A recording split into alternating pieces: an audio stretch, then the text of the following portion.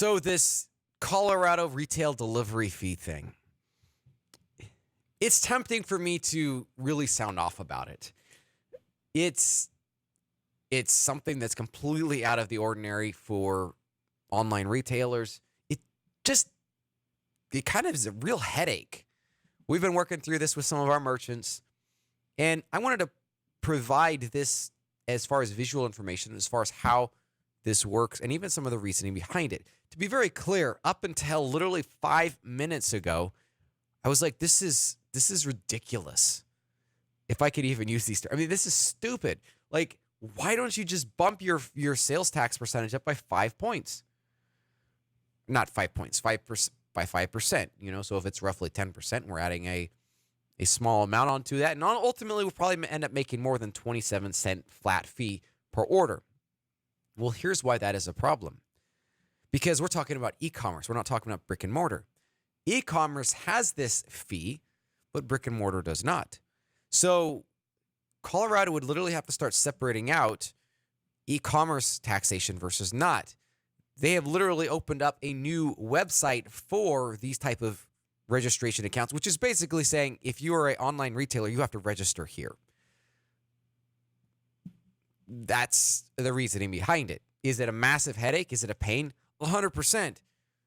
But at the end of the day, the understanding has finally dawned on my slow brain, and I can see more how it makes sense. Is this a problem? Yes, it's causing a lot of retailers headaches. So let's talk about quickly what is the delivery tax, and then we'll talk about how this affects you. So July 1, 2022, delivery fee goes live. 27-cent flat fee per order. One of these fees per order. So if you have multiple shipments, one fee. But if the customer places multiple orders and then your fulfillment is efficient and it combines these all into one batch, it's going to be multiple fees. 27 cents is not usually a deal breaker at all. I mean, it's it's about 5% of a gallon of gas. So, I mean, that'll get you about 1 or 2 miles. That's what it costs you to drive 1 or 2 miles of gas, and that doesn't include the rest of mileage. So it's not a deal breaker by any stretch. Past that, what do you need to know? Probably the biggest challenge with this is the fee is not taxable. So at the end of the day, is anybody going to notice 27 cents on there? Probably not, but it's still best to be 100% compliant and safe here. So it's not taxable. This is similar to how the bottle tax in California works. It's an extra fee that is attached on there. The fee must be displayed on the order and the order email. I'll be very curious to see how compliance works out on this and when Colorado starts dropping the hammer on merchants, because there's a whole bunch of merchants that are not ready for this. The purchaser is required to pay the tax. So if I'm placing an order on your website, I'm required to pay the tax. However, the seller is required to collect and remit it. Whose responsibility is it? I don't know. It's really the seller, but it makes it nice to say that the purchaser does it. One solution that I have heard is basically, okay, we are going to remit it for every order to Colorado, but due to technological limitations and honestly the expense of doing this, because it is not at this point well supported by tax providers, we are simply going to just pay the fee. Will that work? Possibly. Is that the best long-term solution? No, technically you can get in trouble for that. And like I said, I'll be curious how their compliance efforts work on this. You will have to open a separate retail delivery tax account.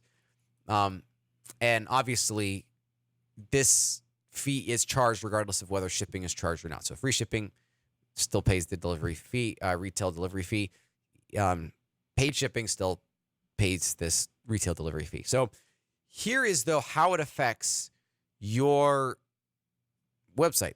So Colorado is a state that has a tremendous taxation by locale. So if I remember correctly, it's like 283 individual tax rates, which means you're probably going to be using a service, TaxJar, Avalara, or Vertex. Avalara has kind of a way to do this. However, in our implementation and our study of this, we have yet to see how Avalara actually implements this without custom coding required. And we have already built out that custom code for Adobe Commerce. TaxJar, I see no support whatsoever. This seems to be on you, the merchant. I get the feeling, and I'm not throwing shade at these vendors, but I get the feeling that people are kind of washing their hands saying, well, we handle sales tax. That's it. Oh, there's a new type of tax fee that comes along. That's not our deal. And I very much disagree with that approach. TaxJar, I have not heard of any plans whatsoever to implement this type of a solution for them. Vertex has stated that the Colorado delivery fee is supported, and I absolutely applaud their efforts, their work on this, and look forward to getting more information about this. We have a page on our website, SwiftOtter.com, that is live updated. We keep it up to date as far as new information associated with this. And so feel free to jump over there. I'll put a link in the comments or the link in the description here below so you can see exactly how this works. That is your overview for the retail delivery tax, how it works, what is it, and honestly, how to get it going here to be compliant as quickly as possible.